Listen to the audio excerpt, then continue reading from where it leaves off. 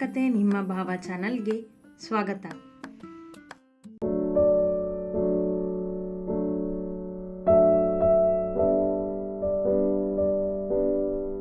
ನೀವು ಆಯುಷ್ ಸರ್ ಕಂಪ್ನಿಯಲ್ಲಿ ಕೆಲಸ ಮಾಡ್ತೀರಾ, ಸೋ ಲಕ್ಕಿ ನೀವು. ಆದರೆ ನಾವು ಆ ರಾಕ್ಷಸ ಭಾರ್ಗವನ ಕೈ ಕೆಳಗೆ ಕೆಲಸ ಮಾಡ್ತಿದ್ದೀವಿ. ನಿನಗೆ ಗೊತ್ತಲ್ಲ ಅವ್ರ ಕೋಪ, ಸಣ್ಣ ಮಿಸ್ಟೇಕ್ ಆದರೂ ಚೀರ್ತಾರೆ ಎಂದನೊಬ್ಬ ಭಾರ್ಗವನ ಆಫೀಸ್ನಲ್ಲಿ ಕೆಲಸ ಮಾಡುತ್ತಿದ್ದವ. ಏನೋ ಕೆಲಸದ ಮೇಲೆ ಫ್ಯಾಕ್ಟ್ರಿಗೆ ಬಂದಿದ್ದವನು ಅಲ್ಲಿಯೇ ಇದ್ದ ಮತ್ತೊಬ್ಬ ಕೆಲಸಗಾರನ ಜೊತೆ ಮಾತನಾಡುತ್ತಾ ನಿಂತಿದ್ದ. ಅವರಿಬ್ಬರ ಈ ಮಾತುಗಳನ್ನು ಶರಾವತಿ ಮರೆಯಲ್ಲಿ ನಿಂತು ಕೇಳುತ್ತಿದ್ದರು. ಅದರಲ್ಲೂ ಭಾರ್ಗವನ ಬಗ್ಗೆ ಕಿವಿಗೆ ಬಿದ್ದಾಗ ಅವರ ಕಿವಿ ಚುರುಕಾದವು. ಹೌದಾ ಎಂದವ ಅವ ಹೇಳುವುದನ್ನು ಕೇಳುತ್ತಲೇ ನಿಂತ.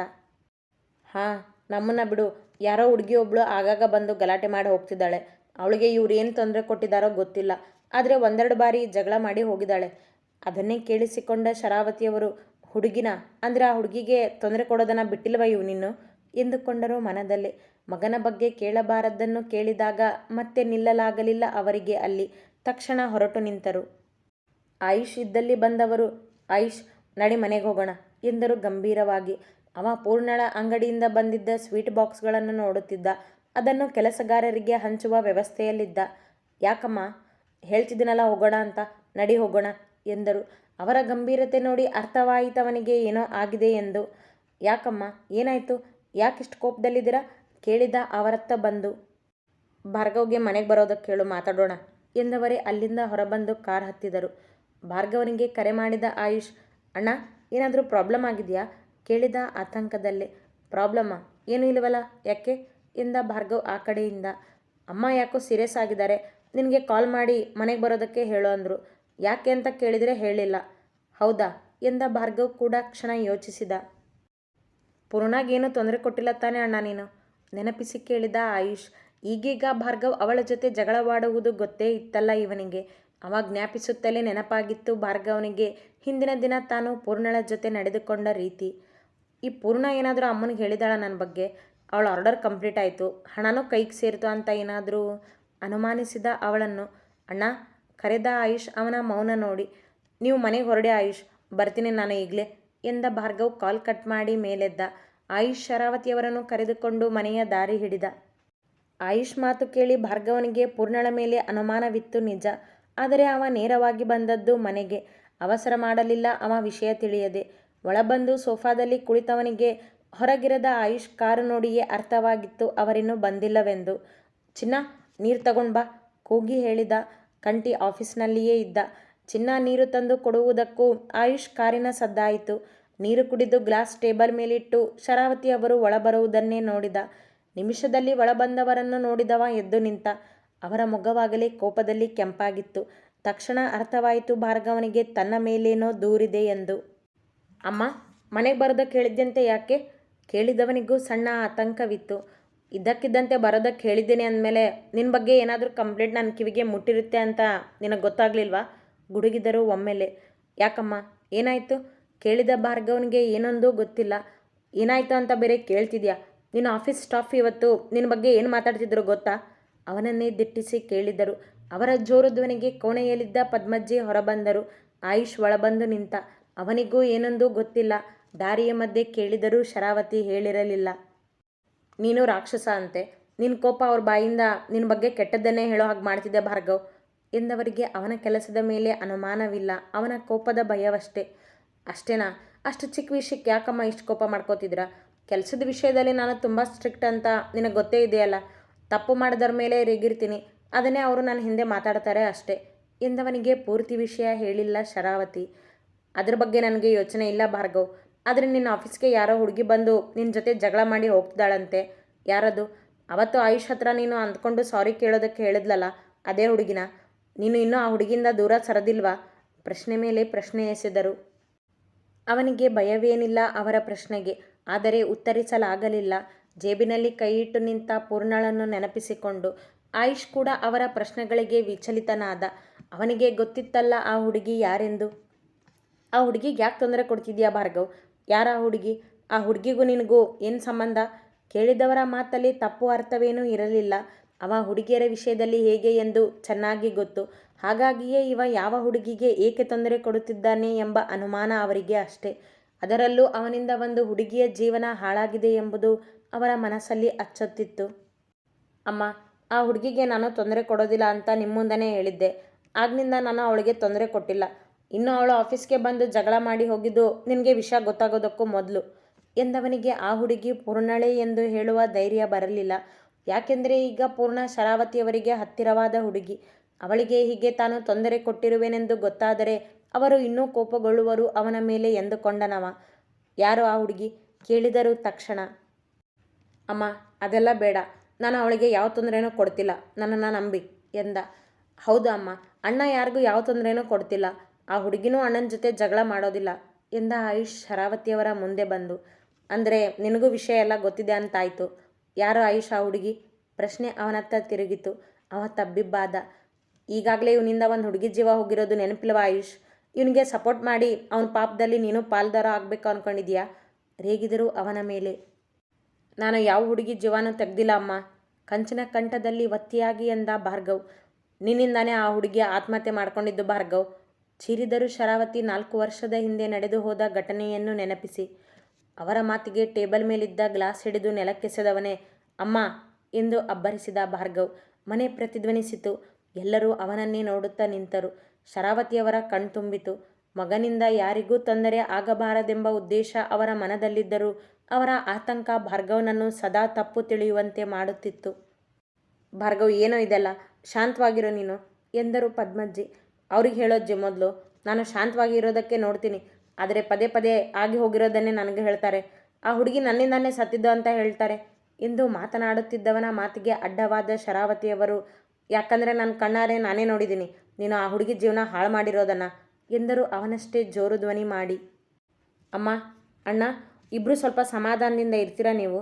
ಯಾಕೆ ಎಲ್ಲಿ ಮಾತನ್ನು ಎಲ್ಲಿಗೋ ತೊಗೊಂಡು ಹೋಗ್ತಿದ್ರಾ ಎಂದ ಆಯುಷ್ ಅವರಿಬ್ಬರ ಮಧ್ಯೆ ಬಂದು ನಿಂತು ಇಬ್ಬರನ್ನೂ ನೋಡುತ್ತಾ. ನಿನಗೆ ಎಲ್ಲ ಗೊತ್ತಿದ್ದು ನನ್ನಿಂದ ವಿಷ ಮುಚ್ಚಿಟ್ಟಿದ್ಯಾ ಆಯು ನೀನು ಅಲ್ವಾ? ಅವನನ್ನೇ ನೋಡುತ್ತಾ ಕೇಳಿದರು ಶರಾವತಿ. ಅಮ್ಮ, ಅಣ್ಣ ಯಾವ ಹುಡುಗಿಗೂ ನೋವು ಕೊಡೋನಲ್ಲ, ಅದು ನಿನಗೂ ಗೊತ್ತಿದೆ. ಮತ್ತು ಆ ಹುಡುಗಿ ಯಾಕೆ ಇವನು ಆಫೀಸ್ಗೆ ಬಂದು ಜಗಳ ಮಾಡ್ತಿದ್ಲು? ಇದಕ್ಕೆ ನೀನೇ ಉತ್ತರ ಕೊಡು ಈಗ ಎಂದರು. ಅವರೆಲ್ಲರ ಮಾತು ತಡೆಯುವಂತೆ. ಅಮ್ಮ, ಆ ಹುಡುಗಿಗೆ ನಾನು ಯಾವ ತೊಂದರೆನೂ ಕೊಡ್ತಿಲ್ಲ. ಕೊಟ್ಟಿರೋ ತೊಂದರೆಗೆಲ್ಲ ನಾನು ತಿದ್ಕೊಂಡಿದ್ದೀನಿ. ಆದರೆ ಅವಳು ನನಗೆ ಕ್ಷಮೆ ಕೇಳಬೇಕು. ಅದು ಆಗೋವರೆಗೂ ನಾನು ಬಿಡೋದಿಲ್ಲ ಅವಳನ್ನು ಎಂದವ ಕೋಪದಲ್ಲಿ ಇದ್ದದ್ದನ್ನು ಒದರಿಬಿಟ್ಟ ಭಾರ್ಗವ್. ಏನು, ಕ್ಷಮೆನಾ? ಅವನ ಮುಖ ನೋಡುತ್ತಾ ಕೇಳಿದರು. ಹಾಂ, ಕ್ಷಮೆನೇ. ಆ ಹುಡುಗಿ ನನಗೆ ಚಾಲೆಂಜ್ ಹಾಕಿದ್ದಾಳೆ. ಆ ಚಾಲೆಂಜ್ನಲ್ಲಿ ನಾನು ಗೆಲ್ಲಬೇಕು ಅಂದರೆ ಆ ಹುಡುಗಿ ನನಗೆ ಸಾರಿ ಕೇಳಬೇಕು ಅಷ್ಟೇ ಎಂದ. ಈ ನಿನ್ನ ಕೆಟ್ಟ ಹಠನೇ ನನಗೆ ಇಷ್ಟ ಆಗೋದಿಲ್ಲ ಭಾರ್ಗವ್. ಚಿಕ್ಕ ಮಕ್ಕಳ ಹಾಗೆ ಕಾಣ್ತಿದ್ಯಾ ನೀನು ನನಗೆ. ಒಂದು ಕ್ಷಮೆಗೋಸ್ಕರ ಹುಡುಗಿಗೆ ತೊಂದರೆ ಕೊಡೋದಾ ಕೇಳಿದ್ದರೂ ಧ್ವನಿ ಇಳಿಸದೆ ಅವ ಮಾತನಾಡಲಿಲ್ಲ. ಯಾರೋ ಭಾರ್ಗವ್ ಆ ಹುಡುಗಿ? ಮತ್ತೆ ಕೇಳ್ತಿದ್ದೀನಿ ಹೇಳು ಎಂದರು ಹಠ ಬಿಡದೆ. ಅದೆಲ್ಲ ಬೇಡ ಅಮ್ಮ ಎಂದು ಮಾತನಾಡುತ್ತಿದ್ದ ಭಾರ್ಗವನನ್ನು ತಡೆಯುವಂತೆ. ಅಣ್ಣ ಎಂದ ಆಯುಷ್ ಅವನ ಕೈ ಹಿಡಿದು. ನಾನು ಮಾತಾಡ್ತಿದ್ದೀನಿ ಆಯು ಎಂದ ಭಾರ್ಗವ್ ಅವನಿಂದ ಕೈ ಬಿಡಿಸಿಕೊಂಡ. ಅವ ಸುಮ್ಮನಾದ. ಯಾರು ಮಾತಾಡೋದು ಬೇಕಿಲ್ಲ ಇಲ್ಲಿ. ಅವನು ನಿನ್ನ ಪರವಾಗಿನೇ ಯಾವತ್ತಿದ್ರು. ನಿನ್ನ ತಪ್ಪನ್ನು ನಾನು ಮುಂದೆ ಹೇಳೋದಿಲ್ಲ ಅವನು. ಇಬ್ಬರನ್ನು ನೋಡುತ್ತಾ ಎಂದು ಮುಂದೆ ಹೆಜ್ಜೆ ಇಟ್ಟರಷ್ಟೇ. ಗ್ಲಾಸ್ ಒಡೆದು ಬಿದ್ದಿದ್ದ ಗಾಜಿನ ಚೂರೊಂದು ಅವರ ಪಾದಕ್ಕೆ ಚುಚ್ಚಿಯೇ ಬಿಟ್ಟಿತು ಕ್ಷಣದಲ್ಲಿ. ಅಮ್ಮ ಎಂದು ಅವರೆಂದಾಗ ತಕ್ಷಣ ಅವರ ಕೈ ಹಿಡಿದ ಭಾರ್ಗವ್ ಅವರ ಕಾಲಿನತ್ತ ನೋಡಿದ. ರಕ್ತ ಚಿಮ್ಮಿತ್ತಾಗಲೇ. ಅಮ್ಮ, ಬನ್ನಿ ಬನ್ನಿ ಕುತ್ಕೊಳ್ಳಿ ಇಲ್ಲಿ ನೀವು ಎಂದ ಆಯುಷ್ ಕೂಡ ಅವರ ಕೈ ಹಿಡಿದ. ಚಿನ್ನ, ಫಸ್ಟ್ ಏಡ್ ಬಾಕ್ಸ್ ತಗೊಂಡು ಬಾ ಚೀರಿದ ಭಾರ್ಗವ್. ಇಬ್ಬರು ಅವರ ಕೈ ಹಿಡಿದು ಸೋಫಾದಲ್ಲಿ ಕೂರಿಸಿದರು. ನೋಡು, ಹೇಳೋದನ್ನು ಕೇಳೋದೇ ಇಲ್ಲ ನೀವಿಬ್ಬರು. ಯಾರಿಗಾದರೂ ನೋವಾಗೋವರೆಗೂ ನಿಮ್ಮ ಹಠ ಬಿಡೋದಿಲ್ಲ ನೀವು ಎಂದ ಪದ್ಮಜ್ಜಿ ಶರಾವತಿಯವರ ಪಕ್ಕದಲ್ಲಿ ಕುಳಿತರು. ಭಾರ್ಗವ್ ಅವರ ಕಾಲಿನ ಬಳಿ ಕುಳಿತು ಅವರ ಪಾದವನ್ನು ತನ್ನ ಕಾಲಿನ ಮೇಲೆ ಇಟ್ಟುಕೊಂಡು ಅವರ ಪಾದಕ್ಕೆ ಚುಚ್ಚಿದ್ದ ಗಾಜಿನ ಚೂರನ್ನು ಎಳೆದ. ನೋವಿನಿಂದ ನರಳಿದ ಶರಾವತಿ ಆಯುಷ್ ಕೈಯನ್ನು ಒತ್ತಿದರು. ಚಿನ್ನ ಫಸ್ಟ್ ಏಡ್ ಬಾಕ್ಸ್ ತಂದಿಡುತ್ತಿದ್ದಂತೆ ಗಾಯ ಸ್ವಚ್ಛ ಮಾಡಿ ಔಷಧಿ ಹಚ್ಚುತ್ತಾ ಕುಳಿತ. ಅವನನ್ನೇ ನೋಡುತ್ತಿದ್ದ ಶರಾವತಿಯವರ ಕಣ್ಣುಗಳಿಂದ ನೀರು ಜಾರಿತು. ತಮ್ಮ ಮೇಲೆ ಅಷ್ಟೊಂದು ಪ್ರೀತಿ ಇಟ್ಟಿರುವವ ಈ ಮೊಂಡಾಟ ಯಾಕೆ ಮಾಡುವನೋ ಎಂಬಂತಿತ್ತು ಅವರ ನೋಟ ಅವನತ್ತ. ಗಾಯಕ್ಕೆ ಪಟ್ಟಿ ಕಟ್ಟಿ ತಲೆ ಎತ್ತಿ ನೋಡಿದ ಭಾರ್ಗವ್. ಸಾರಿ ಅಮ್ಮ ಎಂದ. ಅವನ ಕೋಪ ಅವರ ಕಾಲಿಗಾದ ಗಾಯ ನೋಡಿ ಇಳಿದು ಹೋಗಿತ್ತು. ಅವನ ಕಣ್ಣುಗಳಲ್ಲಿ ಕ್ಷಮೆ ಇತ್ತು, ಮಮತೆ ಇತ್ತು. ಕರುಳಿನ ಕುಡಿಯ ಕ್ಷಮೆಗೆ ಕರಗದ ತಾಯಿ ಇರುವಳೆ ಜಗತ್ತಿನಲ್ಲಿ. ತಮ್ಮ ಕಾಲಿನ ಮೇಲಿದ್ದ ಅವನ ಕೈ ಹಿಡಿದ ಶರಾವತಿ ಅವನನ್ನು ಮೇಲೆಬ್ಬಿಸಿ ತಮ್ಮ ಪಕ್ಕದಲ್ಲಿ ಕೂರಿಸಿಕೊಂಡರು. ಆಯುಷ್ ಸರಿದು ಅವರ ಕಾಲಿನ ಬಳಿ ಕುಳಿತ ಮಗುವಂತೆ. ನಿನ್ನ ಕೋಪ ಹೀಗೆ ಯಾರಿಗೋ ಮತ್ತೊಬ್ಬರಿಗೆ ನೋವು ಕೊಡಬಾರ್ದು ಭಾರ್ಗವ್. ಇದೇ ಭಯ ನನಗಿರೋದು. ಇವತ್ತು ನನಗಾದ ನೋವು ನಾಳೆ ಯಾರಿಗೋ ಆಗಬಾರ್ದು. ನೀನು ನನ್ನ ಮಗ, ನನ್ನ ರಕ್ತ. ನೀನು ಕೊಡೋ ನೋವನ್ನು ನಾನು ನನ್ನ ಜೀವ ಇರೋವರೆಗೂ ಸಹಿಸ್ಕೋತೀನಿ. ಅದೇ ಬೇರೆ ಹೆಣ್ಣು ಸಹಿಸ್ಕೋಬೇಕಲ್ಲ. ನೋವು ತಡಿಲಾರ್ದೆ ನಿನಗೆ ಕೆಟ್ಟದಾಗಲಿ ಅಂತ ಅವಳು ಮನ ನೊಂದು ನುಡಿದ್ಬಿಟ್ರೆ ಆಗ ನಿನಗೆ ತಟ್ಟೋ ಆ ಹೆಣ್ಣಿನ ಕಣ್ಣೀರಿನ ಶಾಪ ನಮ್ಮೆಲ್ಲರನ್ನೂ ನೋವು ಮಾಡುತ್ತೆ ಭಾರ್ಗವ್. ಅದಕ್ಕೆ ಹೇಳ್ತಿದ್ದೀನಿ, ಯಾವ ಹೆಣ್ಣಿಗೂ ನೋವು ಕೊಡಬೇಡ ಎಂದರು ಅಳುತ್ತಲೇ. ಅವನ ಮೇಲಿನ ಕೋಪ ಕರಗಿ ತಾಯಿಯ ಪ್ರೀತಿ ಮಾತನಾಡಿಸುತ್ತಿತ್ತು ಅವರನ್ನು. ನನ್ನನ್ನು ನಂಬೋ ಅಮ್ಮ, ನಾನು ಅವಳಿಗೆ ಮೊದಲು ತೊಂದರೆ ಕೊಟ್ಟಿದ್ದೆ, ಒಪ್ಕೋತೀನಿ. ಆದರೆ ಈಗ ಯಾವ ತೊಂದರೆನೂ ಕೊಟ್ಟಿಲ್ಲ ಅಮ್ಮ. ಸತ್ಯ ಹೇಳಬೇಕಂದ್ರೆ ನಿನ್ನೆ ರಾತ್ರಿನೂ ನಾನು ಅವಳ ಜೊತೆ ಒರಟಾಗಿ ನಡ್ಕೊಂಡು ಬಿಟ್ಟೆ. ಅದೇ ಕೋಪಕ್ಕೆ ಅಷ್ಟೊಂದು ಕುಡಿದು ಬಂದಿದ್ದೆ. ಆದರೆ ಅವಳಿಗೆ ನೋವು ಕೊಡೋದಿಲ್ಲ ಅಂತ ಎಂದೋ ನಿರ್ಧಾರ ಮಾಡಿದ್ದೀನಿ ಅಮ್ಮ. ಅದನ್ನ ನಿನ್ನ ಹತ್ರನೂ ಹೇಳಿದ್ದೆ. ಹಾಗಂದಮೇಲೆ ಈ ಸಾರಿ ಎಲ್ಲ ಏನೋ ಇದು, ಸಾಕಿನ್ನು ಇದೆಲ್ಲ. ನೋಡು, ಆ ಹುಡುಗಿ ಯಾರು ಅಂತ ನೀನು ಹೇಳೋದಿಲ್ವಾ? ಬೇಡ ನನಗೆ ಅದೆಲ್ಲ. ಹಾಗೆ ನೀನು ಅವಳು ಮಾಡಿರೋ ಚಾಲೆಂಜ್, ಸಾರಿ, ಏನೂ ಬೇಕಾಗಿಲ್ಲ ಅಂತ ಬಿಟ್ಬಿಡು ಎಂದರು. ಅವ ಮಾತನಾಡದೆ ತಲೆ ತಗ್ಗಿಸಿದ. ಇನ್ನೂ ಅವ ಒಪ್ಪುತ್ತಿಲ್ಲವೆಂದು ಎನ್ನಿಸಿದಾಗ, ನನ್ನ ಮಾತಿಗೆ ಬೆಲೆ ಇಲ್ವಾ ಭಾರ್ಗವ್ ಕೇಳಿದರು ಅಳುವ ಧ್ವನಿಯಲ್ಲಿ. ಸರಿಯಮ್ಮ, ಇನ್ನು ಮುಂದೆ ಅವಳ ಹತ್ರ ಸಾರಿ ಕೇಳು ಅಂತ ಅನ್ನೋದಿಲ್ಲ. ಅವಳಿಗೆ ತೊಂದರೆ ಕೊಡೋದಿಲ್ಲ ಅಂತ ಆಲ್ರೆಡಿ ನಿರ್ಧಾರ ಮಾಡಿದ್ದೀನಿ. ಆದರೂ ಮತ್ತೊಮ್ಮೆ ಹೇಳ್ತಿದ್ದೀನಿ, ಅವಳಿಗೆ ತೊಂದರೆ ಕೊಡೋದಿಲ್ಲ ಎಂದ. ಅವನ ಕೆನ್ನೆ ಹಿಡಿದ ಶರಾವತಿ ಸಾರಿ ಎಂದರು. ತನ್ನ ಕೆನ್ನೆಯ ಮೇಲಿದ್ದ ಅವರ ಕೈಯನ್ನು ತನ್ನ ಕೈಗಳಲ್ಲಿ ಒತ್ತಿ ಹಿಡಿದವ. ನನಗೆ ನೀನು ಸಾರಿ ಕೇಳ್ಬಿಡ ಅಮ್ಮ ಎಂದ ಭಾವುಕವಾಗಿ. ಮುಗಿತಾ ನಿಮ್ಮಿಬ್ಬರ ಜಗಳ? ಆಯ್ತಾ ಎಲ್ಲ ಸಾಲ್ವ್ ಎಂದ ಆಯುಷ್ ಅಜ್ಜಿಯತ್ತ ತಿರುಗಿ. ನೋಡಿದ್ಯಾ ಅಜ್ಜಿ, ಇವರಿಬ್ಬರ ಜಗಳದ ಮಧ್ಯೆ ಹೋದರೆ ನಾವಿಬ್ಬರೇ ಕೆಟ್ಟವರಾಗೋದು ಎಂದ ತಮಾಷೆಯಾಗಿ. ಅವನ ಮಾತಿಗೆ ಹೌದೆಂದರು ಅಜ್ಜಿ. ಏಯ್, ಹಾಗೇನಿಲ್ವೋ ತರಲೆ ಎಂದರು ಶರಾವತಿ ತಮ್ಮ ಕಣ್ಣೊರೆಸಿ. ನೀವಿಬ್ಬರು ಹೀಗೇ ಇರಿ ಯಾವಾಗಲೂ ಎಂದ ಆಯುಷ್ ಶರಾವತಿಯವರ ಮಡಿಲಿಗೆ ತಲೆ ಇಟ್ಟ. ನಡೀರಿ, ಊಟದ ಹೊತ್ತಾಗಿದೆ, ಊಟ ಮಾಡೋಣ ಈಗ ಎಂದರು ಪದ್ಮಜ್ಜಿ. ಹಾಂ ನಡೀರಿ, ಊಟ ಮಾಡೋಣ ಎಂದ ಶರಾವತಿ ನಿಧಾನವಾಗಿ ಮೇಲೆದ್ದರು. ಅವರ ಮಾತಿಗೆ ಒಪ್ಪಿ ಎಲ್ಲರೂ ಊಟಕ್ಕೆ ನಡೆದರು. ಭಾರ್ಗವ್ನಿಂದ ಚೆಕ್ ಪಡೆದ ಪೂರ್ಣ ಮೊದಲು ಬ್ಯಾಂಕಿಗೆ ಹೋಗಿ ನಂತರ ಅಂಗಡಿಗೆ ಬಂದಿದ್ದಳು. ಅವನ ಮೇಲಿನ ಭಾವನೆಗಳನ್ನು ಕಟ್ಟಿ ಹಾಕಿಯೇ ಅವನ ಮುಂದೆ ಹೋಗಿದ್ದರು. ಅವನ ಸನಿಹ ಮತ್ತೆ ಆ ಪ್ರೀತಿಯನ್ನು ಬಡಿದೆಬ್ಬಿಸಿತ್ತು. ಅವಳ ನಿರ್ಧಾರಗಳನ್ನು ಮತ್ತೆ ಪ್ರಶ್ನಿಸುತ್ತಾ ಅವಳನ್ನು ಚಂಚಲಗೊಳಿಸುತ್ತಿತ್ತು. ಅಂಗಡಿಗೆ ಬಂದವಳು 2 ದಿನದಿಂದ ಹರಡಿದ್ದ ವಸ್ತುಗಳನ್ನೆಲ್ಲ ಎತ್ತಿಟ್ಟು ಸ್ವಚ್ಛ ಮಾಡುವಾಗ ಕಣ್ಣಿಗೆ ಬಿದ್ದಿತ್ತು ಭಾರ್ಗವ್ನ ಕೋಟ್. ಅಂದು ಅವ ಅಲರ್ಜಿಯಿಂದ ಉಸಿರಾಟದ ತೊಂದರೆಯಾಗಿ ಅಂಗಡಿಯಲ್ಲಿ ಬಿದ್ದು ಒದ್ದಾಡಿದ್ದನಲ್ಲ. ಆ ದಿನ ಸಕ್ಕರೆ ಪಾಕದ ಕಲೆಯಾಗಿ ಸ್ವಚ್ಛ ಮಾಡಿಸಲೆಂದು ಕೊಟ್ಟಿದ್ದ ಕೋಟ್ ಅವಳ ಅಂಗಡಿಯಲ್ಲೇ ಇತ್ತು ಇನ್ನು. ಅದನ್ನು ಕಂಡವಳ ಭಾವನೆಗಳು ಮತ್ತೆ ಚಿಗುರೊಡೆಯುತ್ತಿದ್ದವು. ಆ ಕೋಟ್ ಕೈಯಲ್ಲಿ ತೆಗೆದುಕೊಂಡವಳು, ನಿನ್ನ ಮೇಲಿನ ಈ ಭಾವನೆಗಳನ್ನ ಬೆಳೆಯೋಕ್ಕೆ ಬಿಡಬಾರ್ದು ಅಂತ ನಾನು ಎಷ್ಟೇ ಅಂದ್ಕೊಂಡ್ರೂ ಮತ್ತೆ ಮತ್ತೆ ಚಿಗುರುತ್ತೆ ಭಾರ್ಗವ್. ನೀನು ಕಣ್ಮುಂದೆ ಬಂದು ಆ ಭಾವನೆಗಳಿಗೆ ನೀರುಣಿಸ್ತೀಯ. ಯಾಕೆ ಇಷ್ಟೊಂದು ಕಾಡ್ತಿದ್ಯಾ ನನಗೆ ನೀನು ಎಂದುಕೊಂಡವಳು.